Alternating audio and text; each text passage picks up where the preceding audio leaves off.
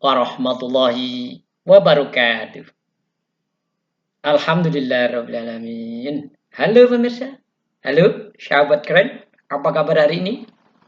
Alhamdulillah, baik-baik, tetap semangat untuk belajar mandiri.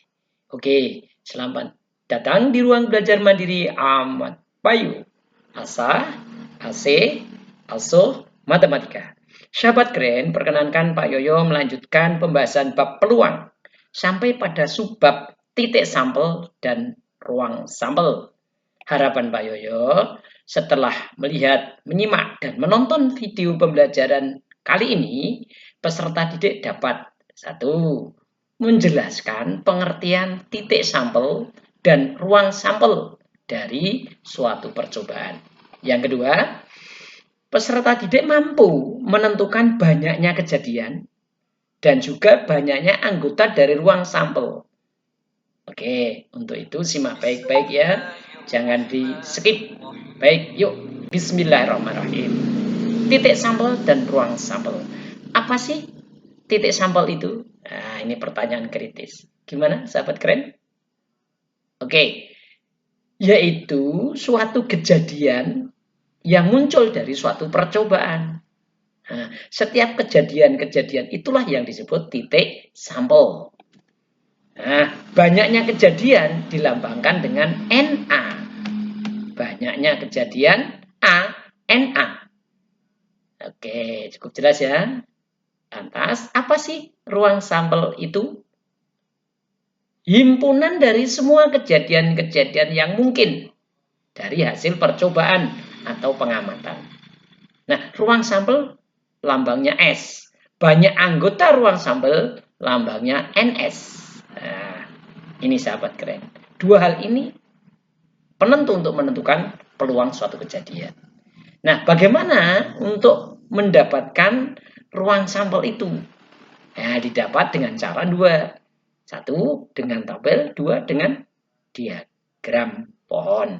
Atau juga boleh nanti mendata. Kalau mendata biasanya kurang teliti, asal cermat, lengkap. Oke, baik. Mari kita lihat contoh-contohnya. Menentukan banyak kejadian A dan banyak anggota ruang sampel dari suatu percobaan. Ayo kita amati contoh 1-2. Contoh yang pertama. Isni melempar sebuah uang logam. Nah, maka kegiatan melempar uang logam itu disebut apa? Ayo. Good. Apa? Tindakan acak atau percobaan statistik. Sedangkan kejadian muncul sisi angka. Nah, itu ditulis A. Nah, ini titik sampel. Kemudian titik sampel kedua, kejadian muncul sisi gambar. Ditulis gambar G. Nah, ini hanya sepakatan aja. Jadi titik sampelnya ada dua. Muncul angka dan muncul gambar. Kalau titik sampel itu dihimpun dalam satu himpunan, himpunan A, G, itu disebut ruang sampel. Banyak anggota dari ruang sampel berapa ini? 1, 2, 2. Alhamdulillah. Cukup jelas? Itu contoh sederhana. Bagaimana seandainya Ibnu melempar kubus bernomor 1 sampai 6. Atau dengan kata lain dadu.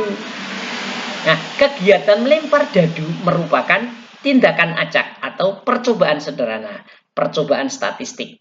Nah, angka 1, muncul angka 1 ditulis angka 1. 1 gitu.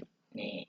Sedangkan kejadian muncul sisi bernomor 2, cukup ditulis 2. Sedangkan kejadian muncul sisi bernomor 3, ditulis 3 gitu aja. Angka 3, 3. Dan seterusnya, angka 4, 4. Angka 5, 5. Sehingga titik-titik sampelnya apa? Angka 1, 2, 3, 4, 5, 6. Kalau itu dihimpun, namanya ruang sampel. Ruang sampelnya himpunan 1, 2, 3, 4, 5, 6. NS-nya banyak anggota dari ruang sampel ada 6. Alhamdulillah. Ini alatnya dadu. NS-nya 6. Titik-titik sampelnya 1, 2, 3, 4, 5, 6. Oke, cukup jelas? Yuk kita lanjut. Contoh ketiga. Perhatikan dengan baik. Rudi mengambil sebuah kartu dari satu set kartu grid yang tertutup. Tentukan A. Titik sampel. B. Banyak anggota ruang sampel. Sahabat keren, masih ingat kartu grid? Kartu remi. Ada dua warna, warna merah dan warna hitam. Warna merahnya heart, diamond. Warna hitamnya club dan speed. Oke, mari kita data. Pertama, titik sampel. Ya, alatnya kartu grid, maka titik sampel yang pertama terambil kartu as. As itu ada 4. As heart, warna merah, as diamond, as clapper, as speed. Oke. Kemudian terambil kartu bernomor 2, juga ada 4. Terambil lagi kartu bernomor 3, juga ada 4, dan seterusnya. Sampai terambil kartu berwajah Jacks, G, ada 4, Queen, ada 4, King, ada 4. Sehingga total seluruhnya himpunan ruang sampel itu dihimpun. Maka banyak anggota dari ruang sampel NS sama dengan 52. Ya. 52. Alhamdulillah. Gimana, cukup jelas? Ingat, ini dasar menentukan ruang sampel titik kejadian kartu grid. Alatnya kartu grid. Oke, mari kita amati soal nomor 4. Anis melempar 3 uang logam sekaligus. Tentukan titik sampelnya. Yang B, banyak anggota ruang sampel.